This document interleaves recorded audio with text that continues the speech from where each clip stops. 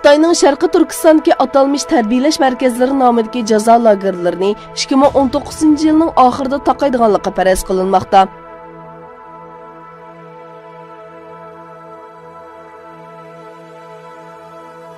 (2017 yılı başlanğan ve 2018 yılı texmo vəhşi şəkildə icra qılınğan Xitoyning jazo lageri siyasəti jarayonida minglığan Uyğur və başqa qarindosh millatlar qiyin qistoq və nachar sharoit sababli hayotidan ayrildi.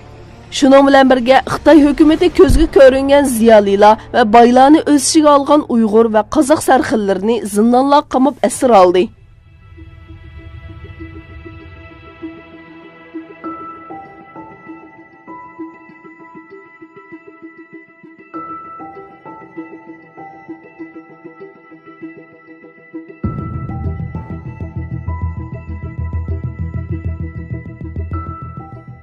Yüz beriyotgan bu inson qalbidan chiqqan jinoyatlarga qarata dastlabda Yevropa parlamenti va Yevropa ittifoqi kishilik komitetidan, keyincha BDD kishilik huquq komiteti va Amerika boshchiligidagi g'arb davlatlardan norozilik va ayblash sadolari kelishga boshladi.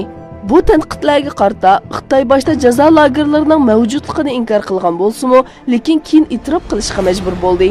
Xitoyning qilmishlari dunyo jamoatchiligining diqqat e'tiborini tortayotgan bir paytda iyul va avgust oylarida Yevropa ittifoqi kishilik huquq komiteti Sharqiy Turkistondagi jazo lagerlaridagi kishilik huquq dafsanchiligini tekshirish uchun hay'at avatish taklifini o'tirib qo'yishi bilan Xitoy Sharqiy Turkistondagi minglarcha mahkumni Xitoyning ichki rayonlarga yo'tkishimi diqqat tortdi.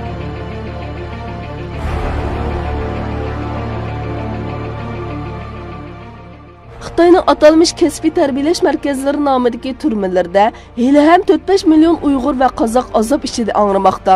Shuning bilan birga ularning egichaqsiz qolgan farzandlari yotoqliq maktablarga avatilib, assimilyatsiya qilinmoqda.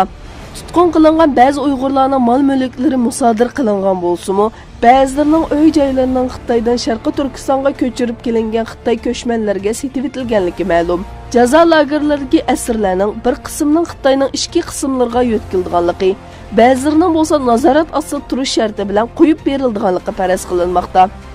Düşman kecha-kunduz bizni yo'qotish, ruhiy va jismoniy jihatdan zaiflashtirish, aramizga fitna fasod va adovat urqi chechishga urinayotgan bir paytda erkin dunyoda yashayotgan barliq Sharqiy Turkistonliklar g'aflat uyqusini uyg'onib, qayg'u musibatni kuchga aylantirib, dushmanga fursat bermasligimiz, do'stni yig'iltib dushmanni kuldiradigan ishlardan yiroq turishimiz, cheklik imkoniyatdan foydalanib Xitoy qarshi jamoat fikri to'plashimiz lozim.